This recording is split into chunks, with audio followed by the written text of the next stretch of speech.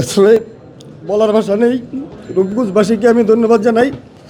আমার উপর যে জুলুম অত্যাচার নির্যাতন হয়েছে 17 বছর, তার চেয়ে বেশি হয়েছে এই প্রার্থী হওয়ার কারণে। আমার যে প্রস্তাবকারী, তার বাড়িতে রাতের আধারে হামলা করা হয়েছিল।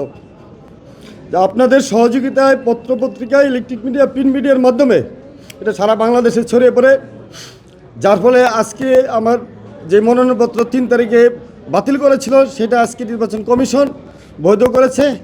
আপনাদের সবাইকে ধন্যবাদ। আর কিছু বলার নেই। আপনারা জানেন, দোয়া করবেন যেন আমি রূপগঞ্জবাসীর সেবায় পাশে থাকতে পারি। রূপগঞ্জবাসী অনেক অবহেলিত, বঞ্চিত।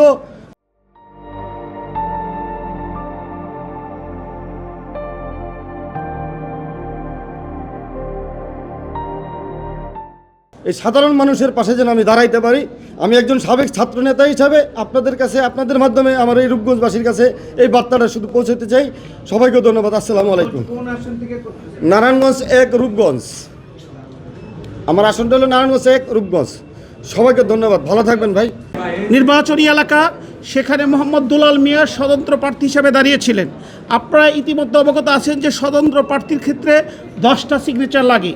এর ক্ষেত্রে যেটা ঘটেছে, 10টার মধ্যে 10টাই বলেছে খুঁজে পাওয়া যায়নি।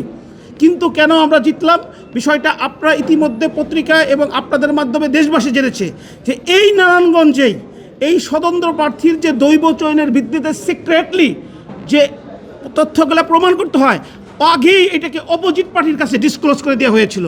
যে কারণে আমার প্রার্থী মোহাম্মদ দুলাল মিয়া নারায়ণগঞ্জ 1 1 জানুয়ারি রিটার্নিং অফিসারের কাছে দরখাস্ত দিয়েছিল যে আমার ভোটারের তথ্য অন্য জায়গায় প্রকাশ করায় অপোজিট পার্টিকে তারা থ্রেটের মধ্যে আছে। ইভেন কি আপনারা পত্রিকায় দেখেছেন, ওনার যে প্রস্তাবকারী তার বাড়িতে ডাকাতি করা হয়েছে। তো এই বিষয়গুলো আমরা মহামান্য কমিশনের কাছে উপস্থাপন করেছি এবং আমাদের সাথে এই 10 জনের মধ্যে সর্বাধিক ভোটার আমরা নিয়ে এসেছি, বিশেষ করে মহিলাদেরকে নিয়ে এসেছি। তাদেরকে ন্যাশনাল আইডি কার্ডের পরিপ্রেক্ষিতে মহামান্য নির্বাচন কমিশন এখানে তাদেরকে জিজ্ঞাসাবাদ করেছেন এবং সত্য প্রমাণিত হয়েছে যে এই যে দৈব চয়নের ভিত্তিতে 10 জনের সরজমিনে তদন্ত করতে হয়, এই ইনফরমেশনটা ইতিমধ্যে অপোজিট পার্টির কাছে দেওয়ায় ওনারা ঘর বাড়িতে থাকতে পারতেছিলেন না। এই কারণে সার্বিক দিক বিবেচনা করায় এবং এই যে 10 জন সিগনেচার করেছিল, এগুলো আমাদের কাছে ভিডিও আছে, সেইটা আমরা পেন ড্রাইভ প্লাস মোবাইলে দেখিয়েছি।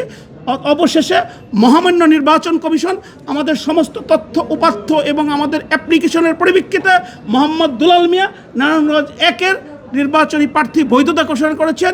এরপর থেকে আর ওনার নির্বাচনের কোনো বাধা রইল না, উনি এখন একজন বৈধ প্রার্থী।